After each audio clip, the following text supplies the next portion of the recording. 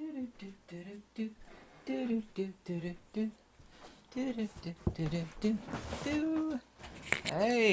how you doing there?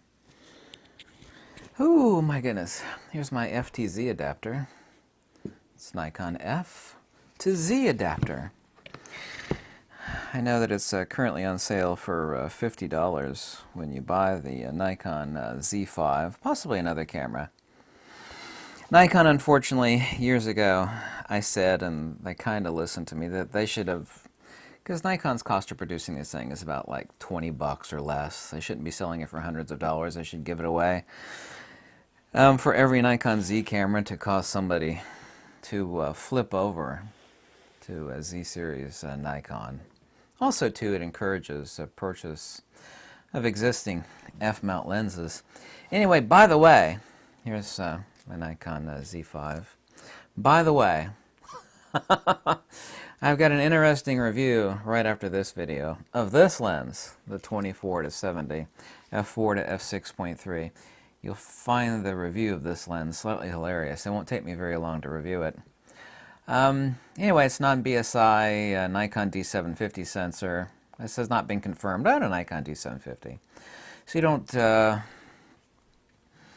I don't actually know. They actually changed ISO settings, but that's actually in the chip works. It has nothing to do with the sensor, because people notice that the ISO range on the Nikon Z5 sensor is different than that of the Nikon Z750.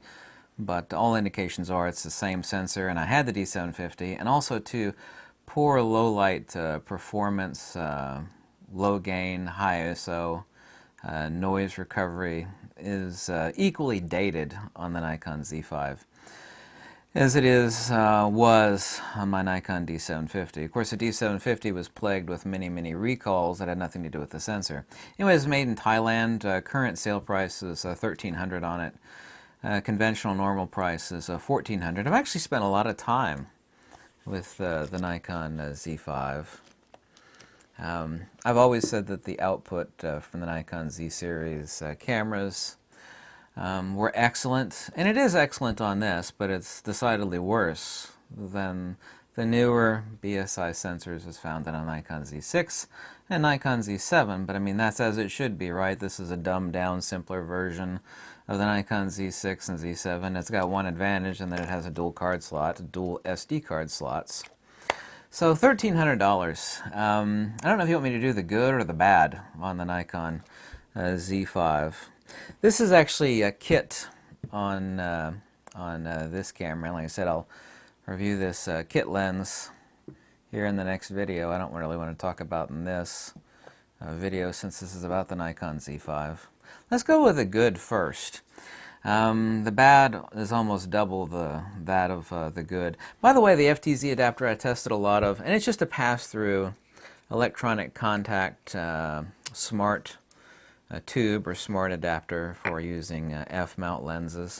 And it's perfectly snappy. One of my favorite things to actually use on the Nikon Z5 is one of my favorite Nikon off-brand lenses, which is the Tamron 35mm f1.4, which is one of the finest 35mm ever made, easily so. Let me mount it on here. You can see kind of how obnoxiously big it is, but that has nothing to do with reviewing the Nikon Z5. And I'm very familiar with the interface. I'd used and tested, although not incredibly intensively, the Nikon Z6 first iteration. I've said I'm going to get the Nikon Z6 Mark II. But there's the easy user interface that are familiar, those of you that are familiar with Nikon. I've got a short list here of the main points I want to mention. Make this review not drag on for too long. Just want to be very concise and pithy, because I actually take lens and camera reviews very seriously. The ergonomics are actually quite wonderful on it. Obviously dual card slots, no possibility of a vertical grip. Decent battery life. It's well built. It actually, even better than that of Fuji or Sony or anybody else, has an awesome touch menu interface that I even wished Fujifilm had, but they don't have. So the touch menu interface is really awesome on the Z5, as it is with the other Z cameras. So Nikon actually implemented that perfectly, and as far as hit rate, where your finger is accidentally hitting something, You know, if you're slightly off, you know, there's some things you have to really touch it very specifically. It's not the case on this. It is a great output, but it is a dated camera. I'll talk about what Nikon did and what this camera really is, because anybody could talk about silly specs, so you could get that off of any website. Nobody watches a review on to buy a camera based upon specifications. People want to know, what is the camera, should I get it, and several other points.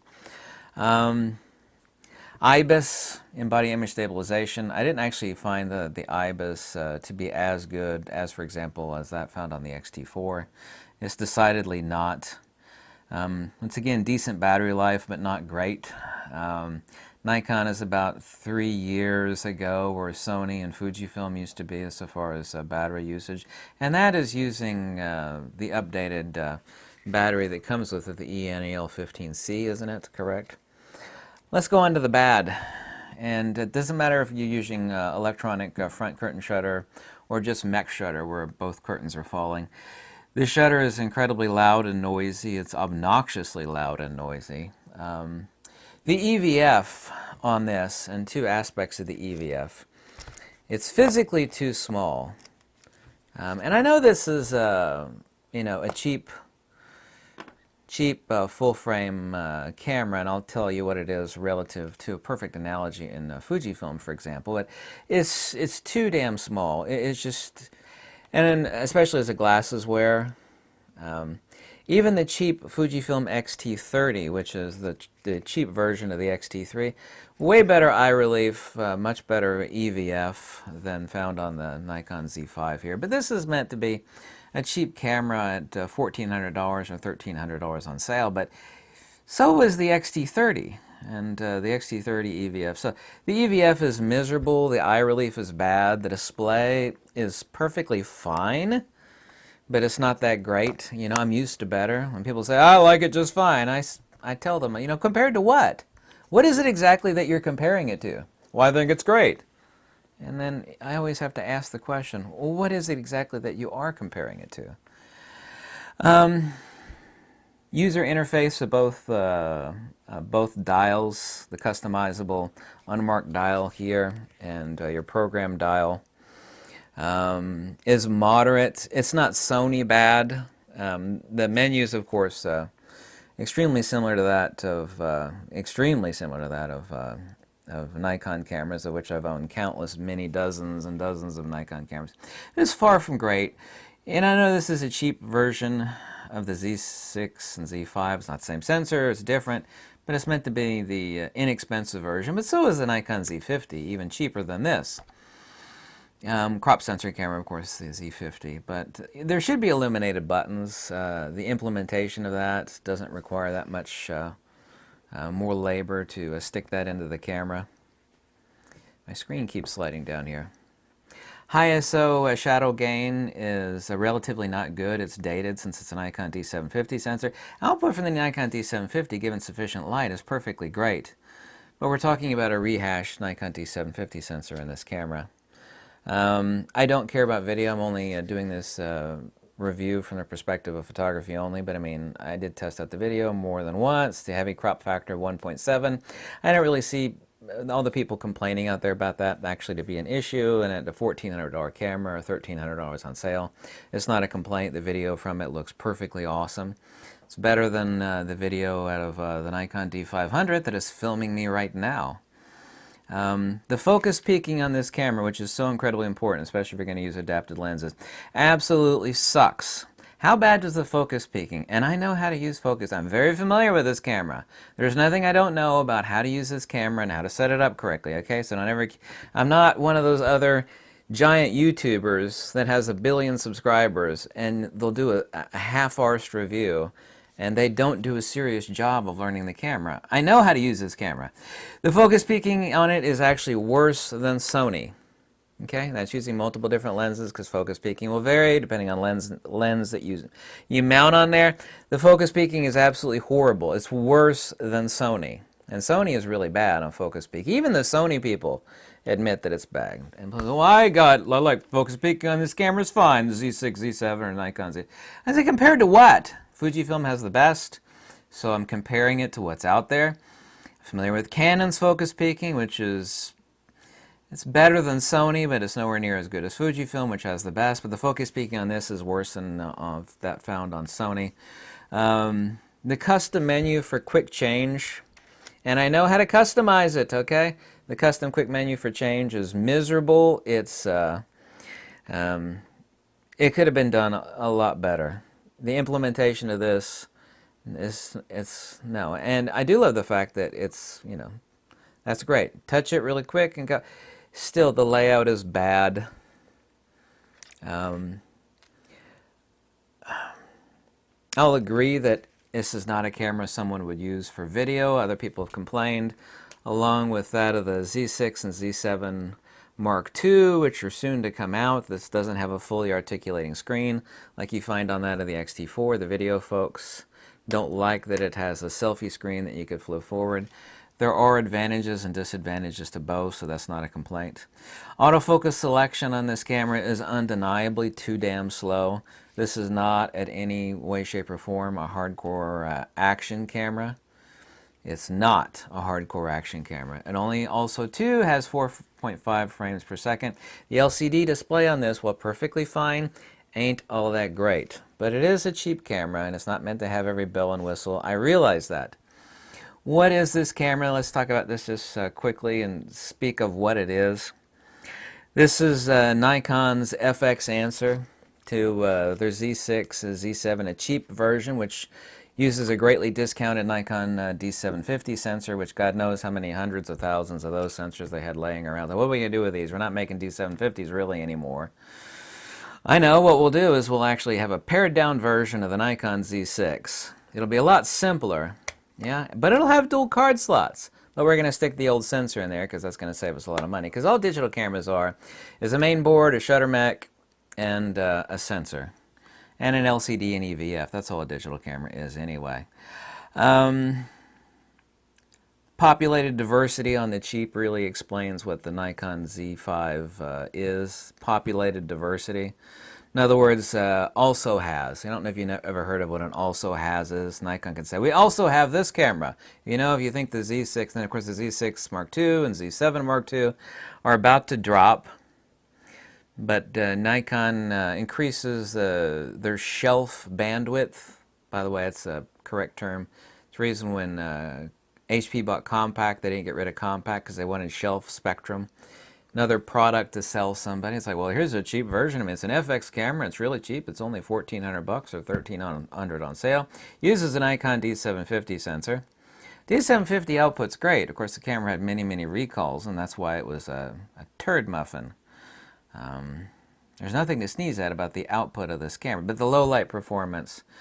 So for street photography and low light performance, this, ambient, low light, this camera is I'm not going to say it's a miserable performer, but for what it is at $1,300, compared to what, you actually have to be fair to it.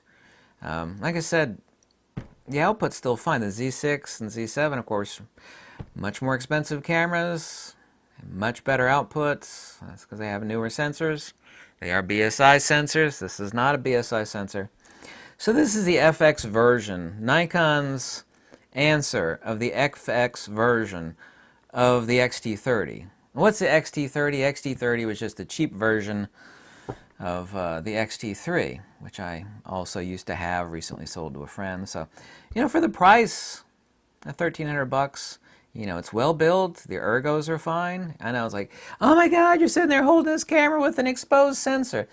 I know how to clean sensors. I'm not worried about getting a fleck of dust on the sensor, okay? So stop worrying about me waving the camera around with the exposed sensor, because I know that's what someone's going to do. I'm the guy that repairs cameras, by the way, and I also know how to clean sensors with my eyes closed, almost, so anyway. For $1,300 on sale, is this worth it? The answer is really yes and no. There are more than a few negative. What are to me the most negative things about this guy? The EVF sucks. The eye relief sucks, especially if you wear glasses. The shutter is obnoxiously noisy, far more so than it needs to be. The user interface and custom menu, and I know exactly how to customize it, okay? Don't accuse me of not knowing how to set this camera up. Don't even dare do that. It's miserable. It's not super bad. You know, as a long-time Nikon user and lover of Nikon, you know, I know Nikon's menu system perfectly fine, and setting this camera up how I wanted it did not take any time at all. But no, especially the autofocus.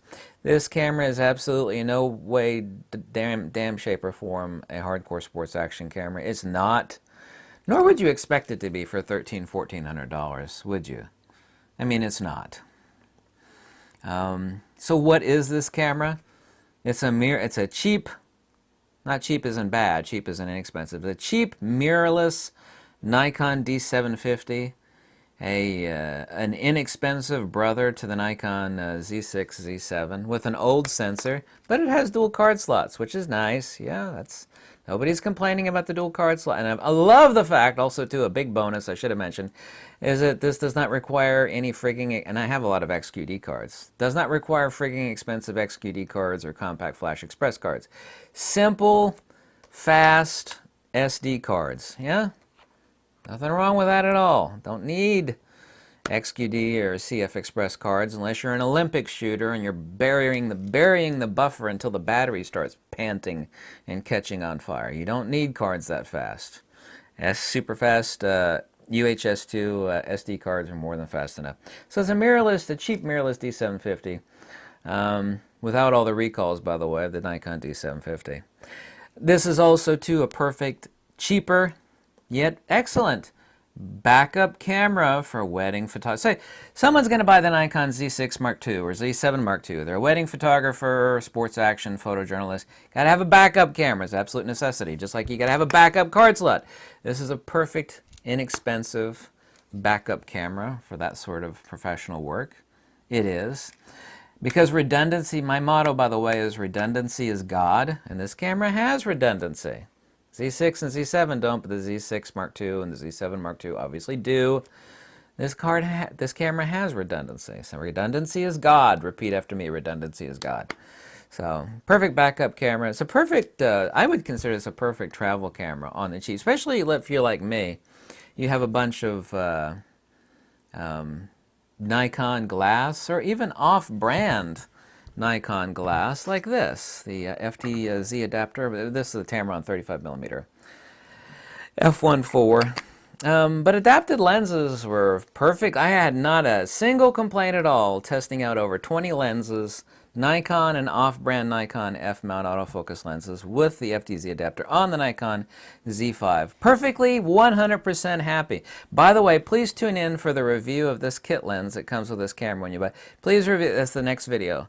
You'll find it humorous, yet I always take camera and lens reviews. Wickedly accurate because I actually consider it incredibly important and serious that I don't mislead anybody on spending, you know, their hard-earned money. I'm always felt that way. I say humorous things, but I take camera and lens reviews seriously. So what do I give this camera? I mean, it always is ultimately compared to what, right? I'm not going to talk about this lens. Let's just leave that for the next video. Let's just focus on the camera, okay? Okay.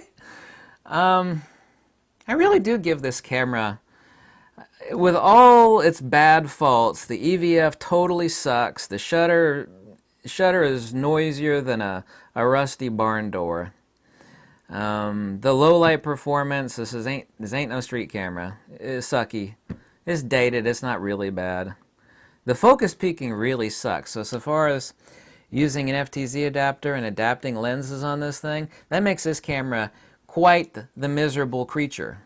So adapting like old-timey lenses on here and using focus peaking, forget about that. That's what you should buy this camera for, Fujifilm. The focus peaking on this is worse than Sony. And I mean that hardcore and explicitly. But despite those negatives, I mean, I really do give this camera about a 78 or 80% approval rating. You know, for travel or a backup camera. And it is a full-frame camera. You got a bunch of Nikon glass, f-mount glass. You're not going to be able to use D-series screw drive lenses. You can, but it's not going to autofocus it. This is only for internal motor autofocusing Nikkor F or Nikkor F-mount copies such as Tamron or Sigma. Not that I would ever recommend Sigma garbage, because it's junk, even though I own one Sigma lens. So that's it. That's my review of the Nikon Z5.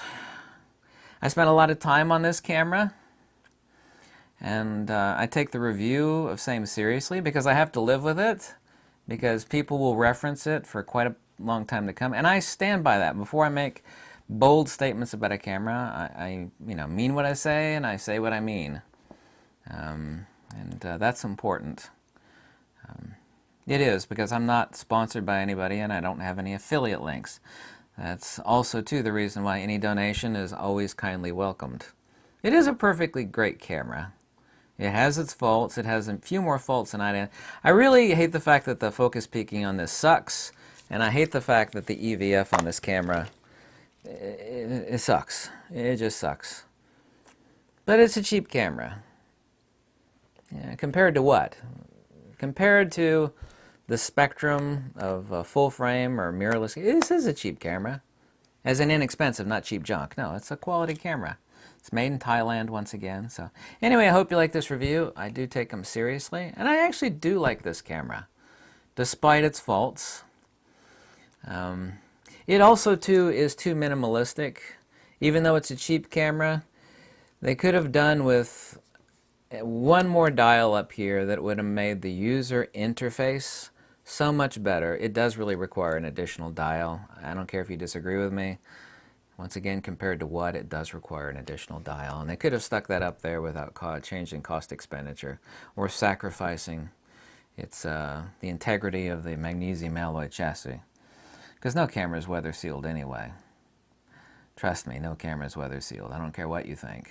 I know better on that topic. Thank you so much for watching, and wait for it, Nikon. Hey, at least I'm not like the silver-haired guy on YouTube, or the guy with the bird's nest on his head, or the koala, who've been doing nothing for the past many months but slagging off Nikon. I think that's what English people say, right? You did nothing but slagging so-and-so. It means you've been trash talking. You know, I'm honest and fair about the camera. I actually like this camera. It's quite enjoyable. But it is a mirrorless D750. But at that price point, it's fine. Has IBIS, has dual card slots, it's well built, and the price point is good. But there are a few sucky things that I don't like. The focus peaking and the EVF are just, they're rank. They're not like bad. They're pretty bad. Thanks so much for watching, and Nikon.